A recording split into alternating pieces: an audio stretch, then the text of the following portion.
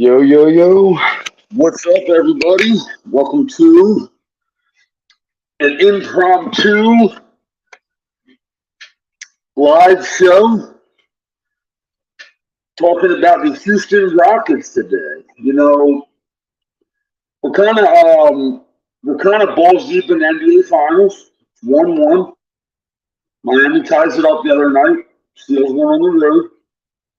But we're within 2 weeks away from the NBA draft and like 21 days away from free agency.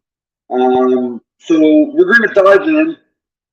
Me, Tony Z, we're going to get Ken and Gary on. We're going to try and get multiple guys on to discuss their teams or teams that they have been following or know a lot about. Oh, Sasquatch got a hat on. Yo. What's up, Tony G? What's up, my man?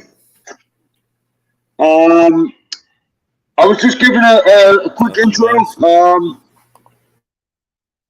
was just giving a quick intro. Me and you were talking about the offseason that's in front of us. Yes, we are in the middle of the NBA Finals. But like I was just saying, the draft is less than 2 weeks away. 2 weeks, right? As soon as the NBA Finals is over, we're going to roll. 22nd. So the 22nd. So yeah, we're a little over 2 weeks now. So yes, the Finals is taking most of the media's attention, but in the backdrop is these teams who have, they're obviously not competing right now, and but they are balls deep in the offseason. We're going to look at the Houston Rockets right out of the gate, but to start their offseason, they go out and make a huge splash, and they hire Celtics head coach Udoka. He had his off-the-court issues, but this is a big hire for Houston. Tony, give me a little insight. I know you're very big on Udoka, and I know you're big on the culture change that Houston's going for. Tell me a couple of things you like from him and the coaching staff that he's bringing with him to Houston. He's bringing 3 guys from the Celtics at least.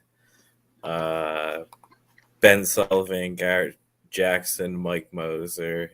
Ben Sullivan, I know a little bit about him. He worked with Giannis a little bit on his shooting. Then he was with the Celtics, I think, in 2021 until now. And so that's a good hire. And then they hired my guy, Royal Ivy, head coach of South Sudan, who are in the World Cup. Yeah. And so Udoka is really aggressive on his defensive schemes, and he believes you get stops, you're able to push the ball and run the floor. So therefore you can have fast pace on offense, but it starts on the defensive end. He likes to switch pick and rolls on the defense a lot, so we'll see how Sengun adjusts. They basically switch everything. And just, I think he's a good mind, and I think he holds people accountable, which Houston needs. Like, the locker room has been lost. I know they're tanking, but at points of the season, it just looked like guys were disinterested and stuff. Yeah, I mean, so, you say he's a defensive guy, but you also have to have defensive players to match that. I know last year Houston was pretty tricky. They were pretty bad defensively, but the one thing they can do is push the floor. So, I expect a ton of points from this team this year. But they obviously need to improve on the defensive end if they want any chance of competing. Not to win anything, but to get past them 20, 25 win seasons and start to grow as a team. They're sitting on a ton of young talent, and they got kind of unlucky in the lottery. I know they ended up with 2 draft picks. They ended up with number 4 and number 20. And they're going to be adding at least one of them if they don't trade a pick or two, or if they don't trade the 20th pick. But right now, their prized possession is Jalen Green and Sengun, right? Yep. Jalen Green last year, he averaged 22 points, which was an improvement of 5 points per game. He also improved on playmaking, even though he's not playing point guard. He's definitely increased some of his assist. And I think that they're going to probably go out and address the point guard position in free agency. But tell me a little bit about what you've seen from Jalen Green at some points this season. And, he's a volume shooter, but he has to definitely improve efficient-wise. Adding a point guard will help in that sense. But give me a little scouting report on Jalen Green, 20 years old. Quick first step. Actually, he's a really good shooter. He shoots like 34%, but his shot selection is bad. So if he cleans that up, which he will, there's no reason he can't go to like 37, 38% next season. And if we're talking about the fast-paced style, he's perfect for that. He has the tools to be good. He's not a good defender right now, but if he can be taught, he has the tools to be one. So I just seen Gary commented that Jabari Smith was one of their top picks last year, and I want to touch on Jabari before I get into Sengun. He showed some promise last year. He had some big games for Houston, and he showed an ability to stretch the floor, which I know it was in question, right, to start the year, and then he kind of started stretching his game out a little bit. I'm looking at some of his stats right now. He shot. See, it's funny, Tony. When I look at this Houston team, right, I see a lot of. I guess their shooting is very inefficient, and a lot of that comes down to lack of veteran leadership, forcing shots, no real point guard. Like, yes, they have some guys. Who ran point for them last year? Kevin Porter a lot. I know they just paid him. I know they paid him 4 years. He's making about $15 million a season. But he's another guy. He averaged 3 turnovers a game last year, and he also shot at a high percentage, a high volume, low percentage shooting. He shot just under 45%. And like I said, the rumors swirling around James Harden and possibly bringing in his veteran leadership. Is that enough to take them to 30 wins, or is that something that could stunt progression a little bit? No, I mean, they definitely would get 30 wins because Harden actually knows how to create for others. So the younger guys will improve, but is it enough to get, if you get Harden, to get to 40 wins over his contract? Like, that's the goal, I think, if you're signing someone like a big vet, is to get them to the fringe of the playoffs and take these young guys under their wing. So the rumor out of the gate is to pay Harden, $40, $50 million a season. And like you said, they're going to bring him in to play make a little bit. But they got, like you said, they just signed Kevin Porter as their point guard. he's making $15 million a year, which is, I guess, it's serviceable now. But you bring in a guy like James Harden, you kind of take the ball out of Sengun's hands a little bit, and he's shown an ability to make some really good plays passing the ball. His court awareness is very high, and he's shown an ability to get people open. And even Nikola Jokic has sung high praise for this kid.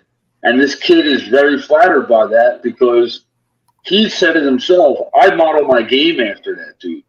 So do you worry, like, if you do bring in a veteran point guard, do you worry that it's going to take away from their progression? Like, yes, I know you're saying that he's a very good locker room guy and all, but, their best three players are under the age of 22. Their best four players are the under age of 22. And if you count Kevin Porter, he's 23. Now, is it like here we go. We got their thing up here. Yes, Harden's available right now, and it makes the most sense. But doesn't the most sense make next season, 24-25, to go after somebody and not kind of force it? Yeah, so that's the other thing. They said you could potentially trade for Jaylen Brown this year. Doesn't make sense. You're better off waiting, hoping that the Celtics don't supermax him, and then try to go after him. And then you have like a guy in his peak of his prime. Will he be unrestricted if they don't extend him? Yeah, he would, I believe. So it's either. I mean, he wouldn't stay in Boston. I mean,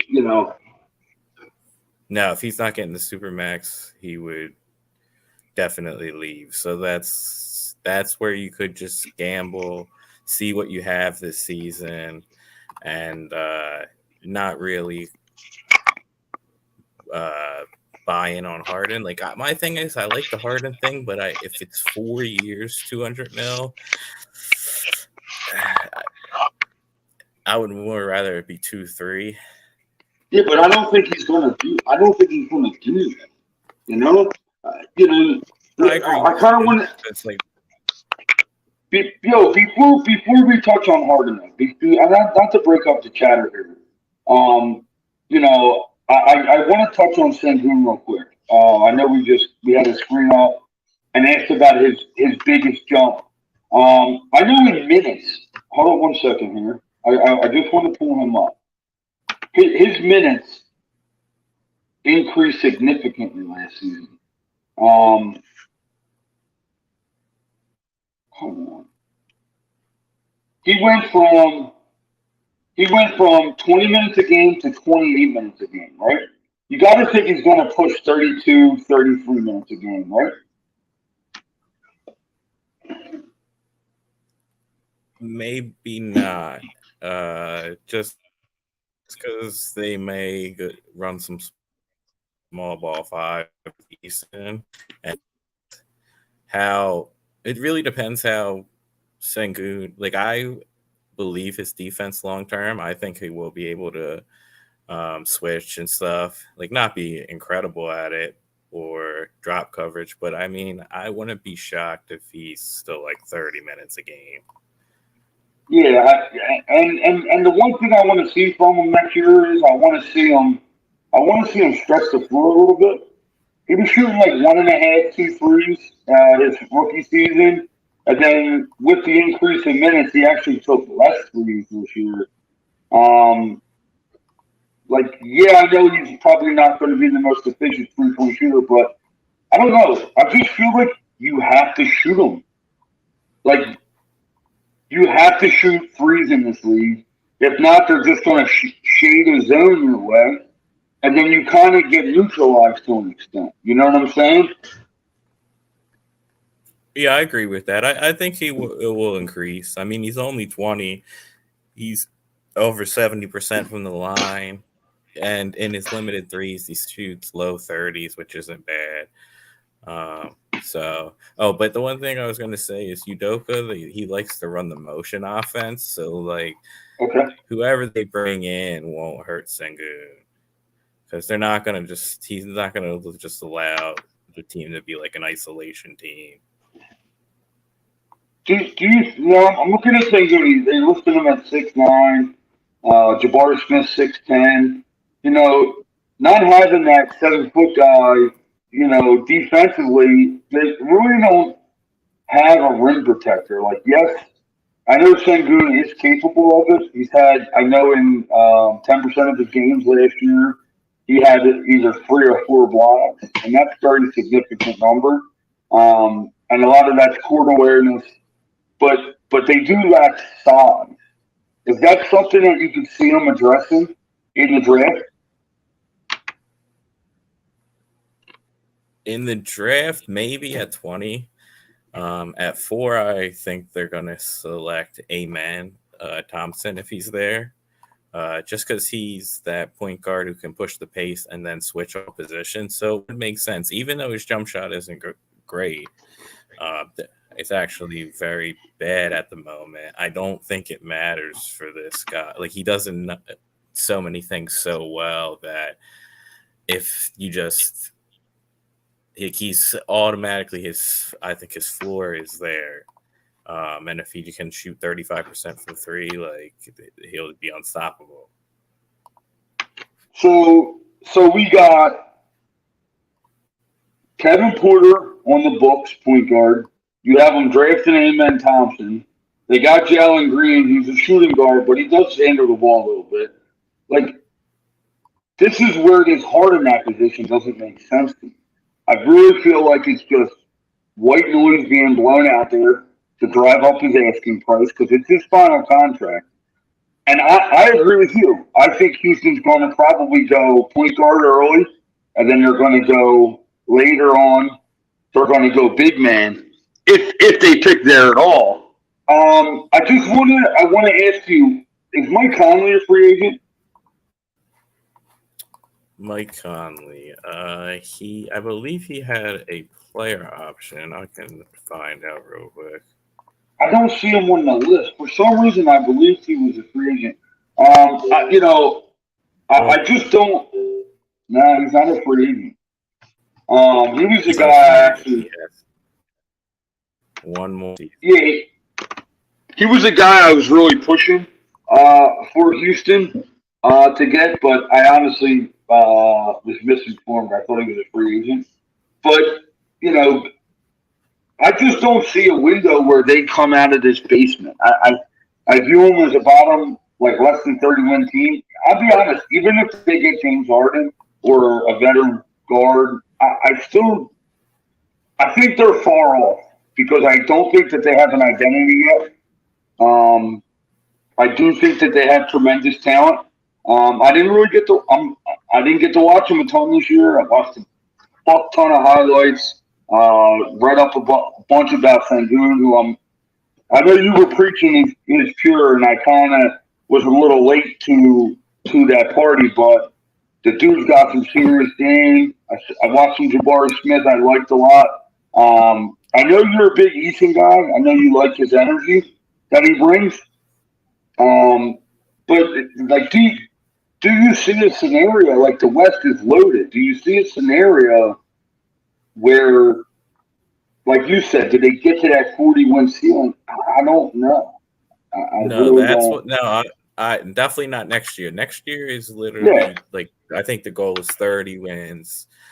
But more importantly, it's literally just like keep playing. Like, don't get discouraged when losing. Like, buy into the process and just go out there and play every night. So say I agree with you, like the kind of with the Harden thing, like you just can't 4 years. So you're probably right. It probably is just his agent leaking that so he can get his final contract.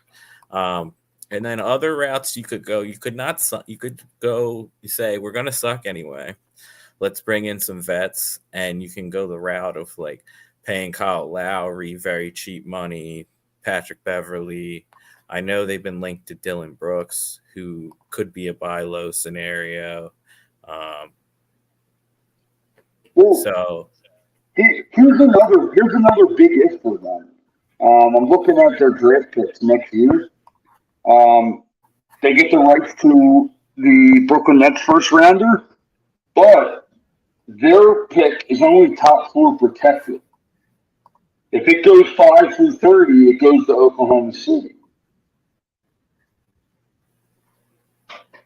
So yes, to go the more and more I read into their front office and their draft pick situation and their salary cap situation, the more and more I lean to why would you sign Harden? Because if you're just going to sign him to win 8 more games and be a number 6 pick, and now you lose your pick, you're actually losing an asset. Do you know what I'm saying? Like, if they just finish bottom 4 again and keep their pick, they're looking at 2 more picks this year, 4 and 20, 2 more picks next year, which is a possible lottery pick. And I don't know anything about next year's draft and the prospects coming in, but if you don't have to pay Sengun and Jalen Green for 2 more years, you just got to, like you said, accept losing, build on player development. Like you said, if Udoka was to hire for 5 years, it's not about this season. It's about stacking assets for another year or two, paying a max player, and then paying your young guys. I'm trying to talk Houston out of this in my brain because not many people are going to want to go to Houston as a free agent. People are making it out like, James Harden had a good season with Philadelphia, very inconsistent at times, and not the best defensive point guard.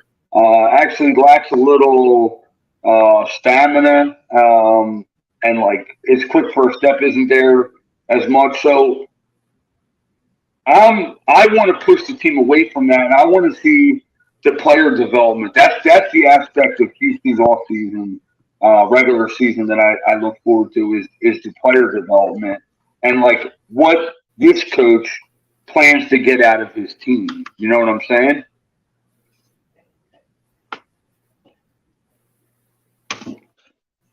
yes. No, I mean, I agree in the sense of you just have to bring in some vets, and they're not like it doesn't have to be a James.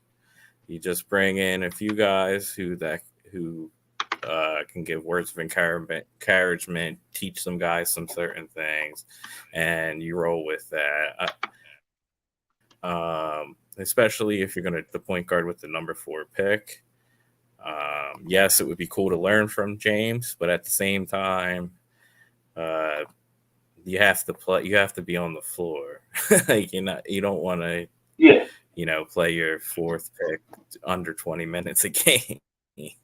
Yeah, absolutely. Yeah, just the development won't be there. Is there any guys on the roster? Agree. Is there any guys? No, go ahead. No, I was going to say, is there any guys on the roster? Because there's 2. We haven't mentioned Kenyon Martin Jr. We haven't mentioned Josh Christopher. We briefly mentioned Kevin Porter, but not to the extent of this season. Sean Tate. I don't know if they'll bring back. Okay, well, is there any of these guys that you expect a breakout from, or is it really just top heavy on this team right now? No, I'm big on Kenyon Martin Jr. and Eason for their bench guys. And what he is good, but he's older. He from the NBA, played for the Sydney Kings. I think he got to the league at age 25, 26. He's a bruiser too, but he shoots like low 30% from 3. I like him on like a winning team as 10th, 12th man. But he doesn't necessarily. do much for me on this team. But they were saying, like, I read a few articles. What does a package of like 20th pick and Kenyon Martin Jr. get you?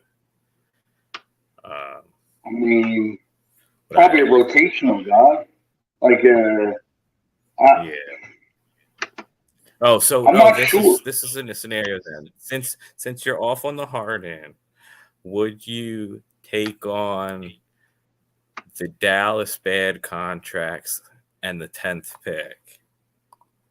So you would get like Bertans and Tim Hardaway. For what? The 10, and you get the 10th pick. So just they can sign the contract. They need since they're you're not trying to win, you get the 10th pick. Well, Hardaway's expiring, right? He's got one more year. And how many years do you have to pay Bertans for? Man, I can't think of a worse defensive player to put on Houston Rockets than him. I mean, as long as it comes off by the time but you at have that to point, pay. he doesn't even need to see the floor. He would just be like on the team. I mean, yes. Well, actually, Hardaway isn't expiring. Hardaway's on this year and next year. So he's got 2 more years. Oh no, but that's okay though, because like we were just saying, actually, and Hardaway actually is a tradable asset for them. And even if they trade for him, they could still get more back for him. Yeah, you could trade him deadline or whatever and get something back. And Bertans actually has a early termination clause too. Yeah, so they can buy him out for cheaper. No, it's in 2024. Yeah, the team. Yeah. Yeah, so like to answer the question, guaranteed in that year. I would absolutely do that because, like I said, like we were just saying, it now gives you 3 picks this year, and obviously it frees up money for Dallas, which they are looking heavy for, especially with the rumors today. Yeah, I would take that deal over signing James Harden any single day of the week. I think it still keeps them in that threshold of bottom 4 picks. I think so. I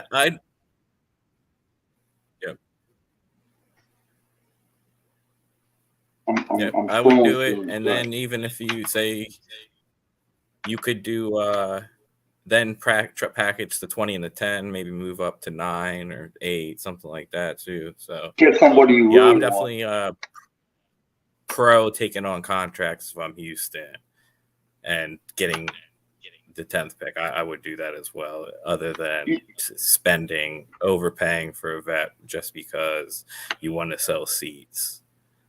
Yeah, I'm actually I actually didn't even consider that. So I'm all, are you allowed to take on money without giving any up to? Yes, because they you just have to be able to cover the cap. Normally, teams don't have it, but they have $66 million available. Yeah. I think it's actually not that much because they're guaranteed. So the 4th pick is guaranteed $8 million. The 20th pick's guaranteed like $3.5 million. And then they have a bunch of cap holds. Do you think that they hold any of these guys, or are they just going to probably dump all of them? Frank Kaminsky, Willie Cauley-Stein, Boban Marjanovic. They're all cap holds. I would say they probably just dust all of them guys off. Yeah, they're all gone. Unless Boban unless he has a movie premiere in Houston. Yeah, so great human. Look, I mean, I think people just kind of jumped on. We're at that 30-minute mark, and what we're trying to do here at Undrafted Hoops, we're going to try and cover all 30 teams. I know this is our first one. We're going to try to cover 8 teams before the NBA draft that we think that their roster is directly impacted through the draft. And Houston was one of our first teams. So bear with us as we kind of put this little segment together where we cover on Like I said, we're going to cover all 30 teams between now and sometime during free agency, which begins June 30th, or July 1st. Um, you know, I think this Houston Rockets team and the fan base, they're growing impatient because the post James Harden era has been horrible. And when Harden was there, they were there. They weren't a championship team, but they were on that cusp of, obviously they had the CP3 injury that derailed their series lead versus Golden State, and I know you were crushed over that because I know me and you were big on that combo, and we really thought that they had a chance to break through. But this post era, I think it's been 3 seasons now. It's been horrible, right? But Bad, but bad, there's some bad. bright spots.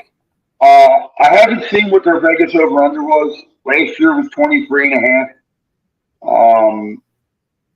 If I were to tell you it was 26.5, I'm just throwing out a number. I'm saying a little bit of improvement. They fell at 22 wins last year. Do you think that they're going to even try to go over that? Or do you think that, like I said, top four pick protected next year? Do you think that they just? I think that they nail it in, and I don't think So that they're going to tank. So yeah, Good, I would right now I would with the current roster would still do under 26 because there'll be some growing pains with a whole new coaching staff and such. But obviously, if they sign people, we'll get a final answer once the off season's in for Houston. But as of now, I would say I would be under 26. Yeah. So with the draft becoming like the draft is before free agency. So how does that work in terms of trades? Like, is are you still able to make trades? Yes, you can do trades on the draft during the draft. And take that contract? Yeah, so like they could get that done during the draft and then have the um but other than that, other than trading, you can't there's nothing that you can do. Okay, okay. Um, but that's kind of where I'm at with Houston. I really don't have too much more on them. It's like you said, it's kind of a wait and see. Uh, Depending on where. Oh, this is I did want to ask you with the 20th pick, and you said they could address a big man in that spot. Is there any guys that you do like in that range, or Yes, I have two guys I really like for them. One is a Leonard Miller who's like 6'10", he can stretch a little bit. Not a wouldn't say rim protector, but he's one of them guys you can stick in with other tall guys and switch a bunch. And then the pick I would is Ryan Rupert. He's French guard. Well, he's a French, plays 2-3. I think he can even play small ball 4 in this league.